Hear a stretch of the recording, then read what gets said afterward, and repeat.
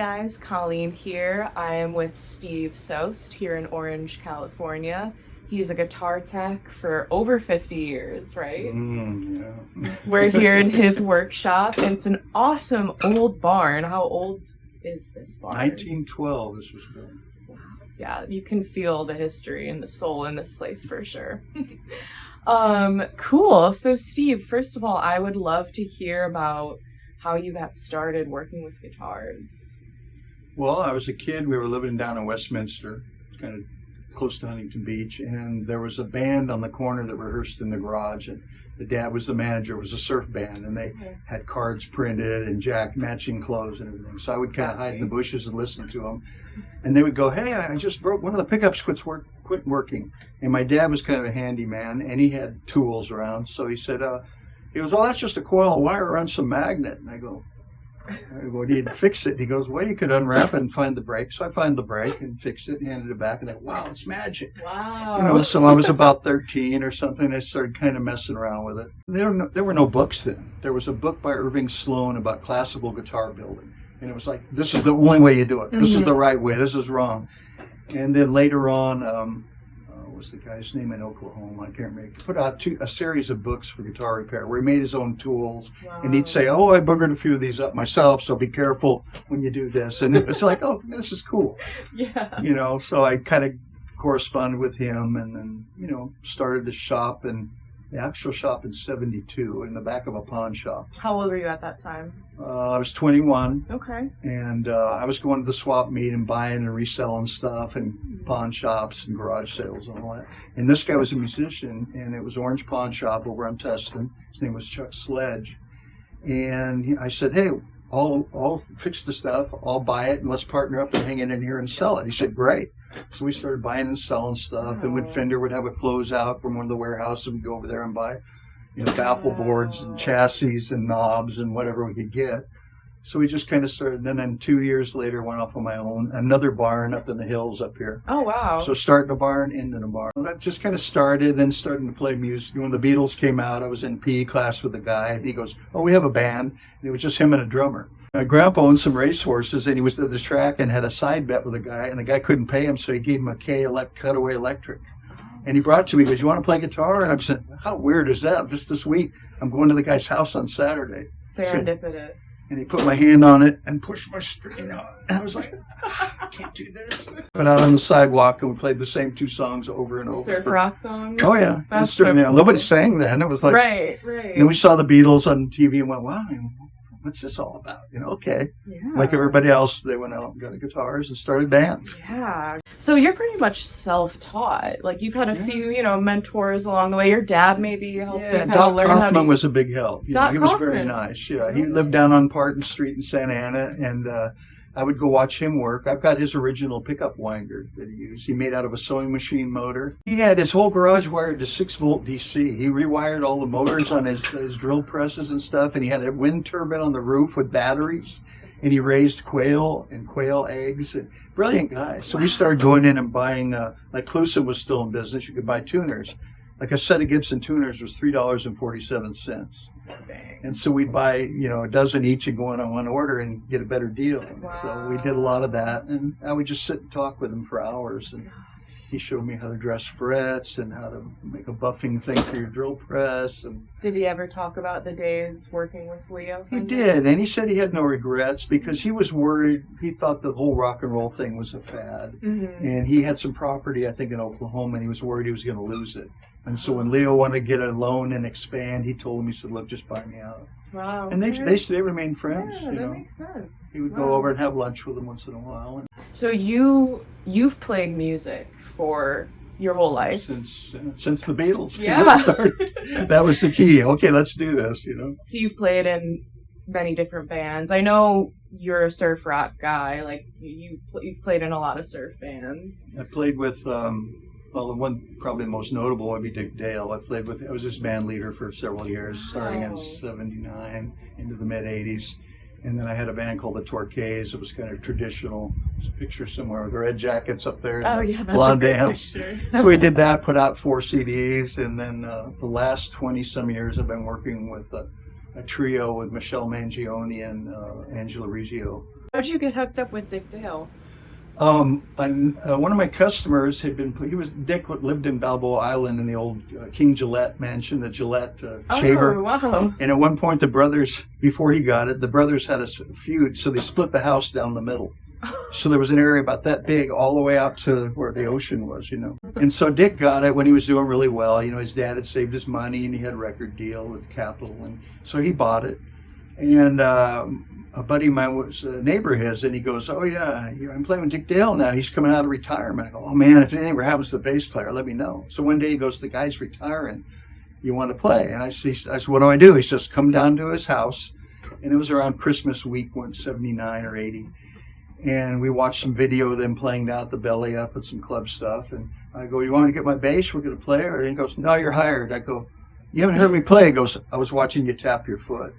Wow. And I said, "Well, that's all that's important. That's you got my the computer." rhythm. You know, Hank, I've got all these demos that I recorded years ago that I would love to upload, to share and stream. So I decided, why not try out DistroKid? The app is so user-friendly. You can upload album art straight from your phone, and it's really easy to input all of the track information. And then you just upload the track, and boom, you're done. Viewers of my channel get 30% off at the link I will post below. So go check it out. Get those dusty old demos or your fresh, sparkly new tracks.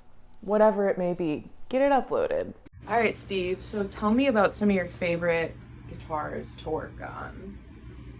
Well, the accessible, I like to work on guitar electronics probably more than anything. Like a Strat, you flip over the pickguard, it's all right there. Right. So I like that kind of stuff. stuff. That's accessible, easy to work on. That's how... accessibility is a big thing. Similarly with amp repair, I like working on the things that are serviceable. Never got into finishing. Okay. I realized early on. So I thought, okay, I'm going to try to be smart about this and find people that excel in the stuff I don't want to do. Yeah. And then I'll have a core group of guys. Yes. That, like if you stepped on your Martin and you crunched the top, I don't have any way to fix that. Yeah. So I found some good. Laguna Beach Guitar Shop was a guy named Mark Angus. He's passed a few years ago.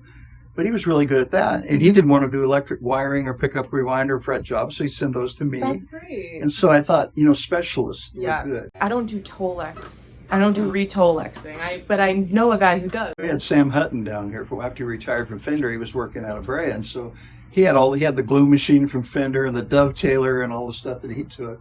And so we just sent it to Sam, and it would be that's what he did there. Do you have any horror stories from over the years of working with guitars, like you accidentally break something or something like that? I did that one time. The guy had a really nice Gretsch. It was that Cadillac green sparkle.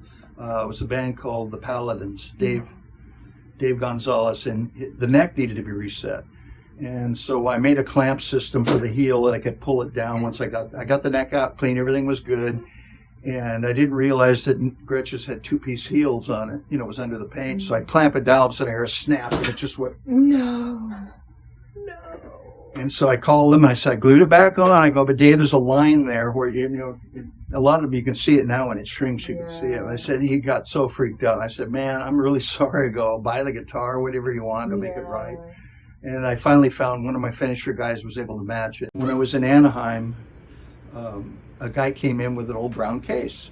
And he goes, oh yeah, I used to play on Hawaii calls and Honolulu in my younger days. And my L5, I'm a lefty, and my L5 got stolen out the stage. So the only music store in town had a Gibson. And I called him, yeah, we got a Gibson Les Paul.